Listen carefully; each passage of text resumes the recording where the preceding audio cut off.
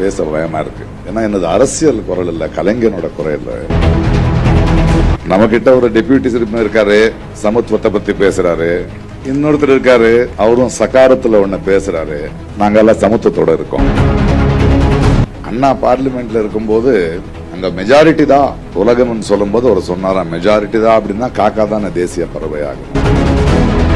என்ன வரும்போது கேப்பா, யாரோ ஒருத்தர் கேட்டாங்க, என்ன பிரகாஷ் ரொம்ப தைரியமா உண்மையா பேசுற நீ? என்ன சொன்ன, தைரியமா பேச, உண்மை சொல்றதுக்கு தைரியம் அதுக்கு, பொய் சொல்றதுக்கு தானே தைரியம் இருக்கணும்.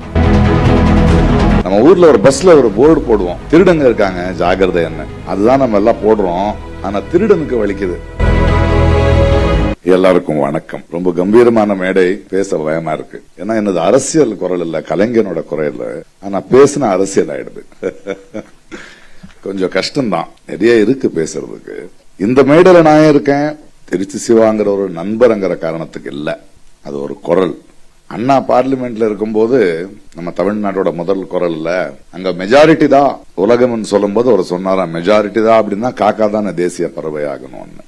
கலைஞர் இருக்கிற வரைக்கும் நமக்கு எனக்கு பேச வேண்டிய அவசியம் இல்லை. என்ன போன்றவங்களுக்கு நிம்மதியா இருந்தோம், நமக்காக பேச ஒருத்தர் இருந்தார். அப்பேற்பட்ட குரலோட தொடர்ச்சி தான் சிவா சார் அவர்கள்.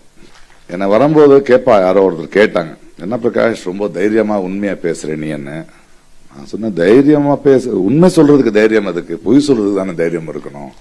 நம்ம ஊர்ல ஒரு பஸ்ல ஒரு போர்டு போடுவோம், திருடங்க இருக்காங்க ஜாகிரதை என்ன, அதுதான் நம்ம எல்லாம் போடுறோம். ஆனா திருடனுக்கு வலிக்குது இல்லையா? இங்க இருக்கிற எல்லா குரல்களும் நம்ம அந்த மாதிரி போர்டு போடுறோம். என்னுடைய மொழிய திருடாத, என்னுடைய அடையாளமான என்னுடைய தனித்துவத்தை திருடாத, என்ன காத்துட்டு இருக்கிற என் மாநிலத்தை திருடாதன்னு. ஆனா திருடனுக்கு வலிக்குது, வலிக்கிட்டோம், பரவாயில்ல.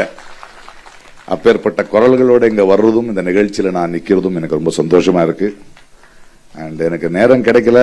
Congratulations for being the deputy CM. நம்ம கிட்ட ஒரு டெபியூட்டி சிஎம் இருக்காரு, சமத்துவத்தை பத்தி பேசுறாரு.